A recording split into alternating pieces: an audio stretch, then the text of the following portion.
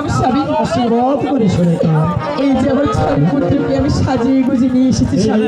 সুরেখা এই যে পিতার কাছে সাহিয়ারে কয় পিতাই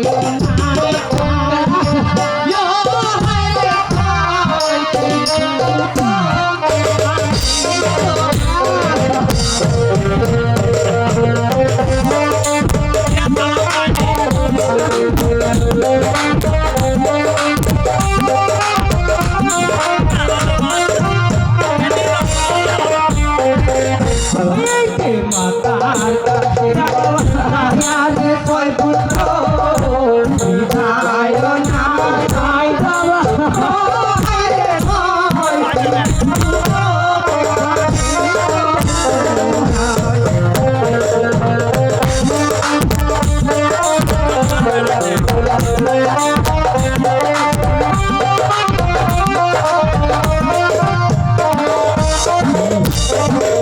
পিতা পিতা গো পুত্রগণ আমাদের ছয়টি দাদাকে কি জন্য ডেকেছেন পিতা? তোমাদের কার কারো ডেকেছি তোমাদের 6 ভাই মিলে যেতে হবে সেই দক্ষিণ দেশে বাড়ি। সে কি পিতা? আরে পুত্র আমরা ছয়টি দাদাকে সেই দক্ষিণ দেশে বাণিজ্য করতে যেতে পারবো পিতা? দেখো পুত্র আমার তোমার এই চম্পাই নগরের একমাত্র অধিপতি তোমরা, তোমাদেরকে তো অবশ্যই বাণিজ্য করতে হবে। পিতার কথা না মানলে যে অমঙ্গল হবে, তাই আমরা পিতার আদেশে যাব সেই দক্ষিণ দেশে বাণিজ্য করতে। আমাদেরকে খুশি মনে বিদায় দিবেন পিতা। বেশ, আমি তোমাদের মস্তকে দিয়ে হাত করি আশীর্বাদ, তোমরা বাণিজ্য করে আবার ভালো ভালো ফিরে আসবে। হরে মোহনে পিতা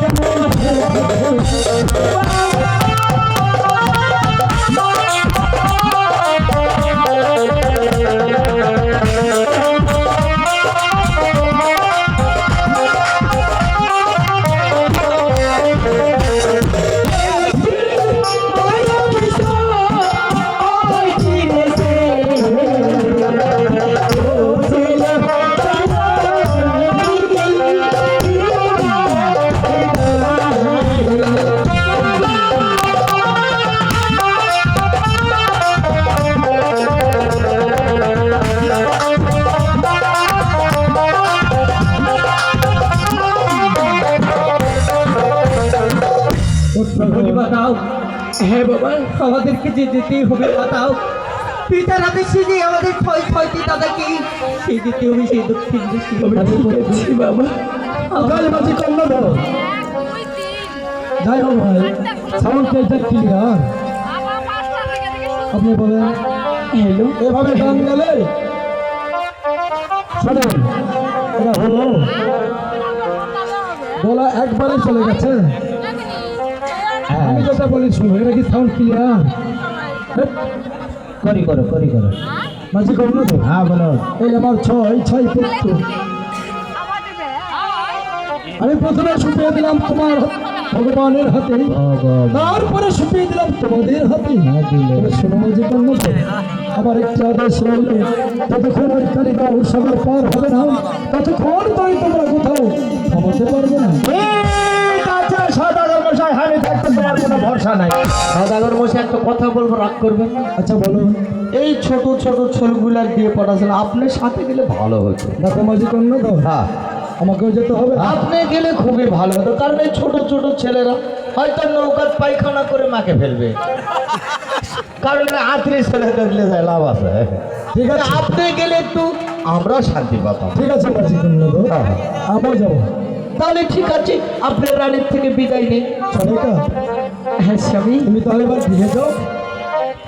দাদা স্বামী, আমার একমাত্র তুমি আমার স্বামী, সনিকা, আমি তোমাকে বিদায় নিয়ে দিই। কেমন ইচ্ছা শুনে আমার একটাই স্বামী, তাই বলছি স্বামী।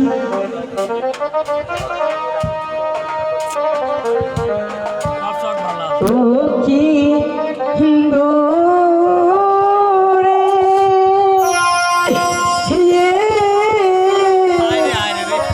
এই গলা ছাড়বে।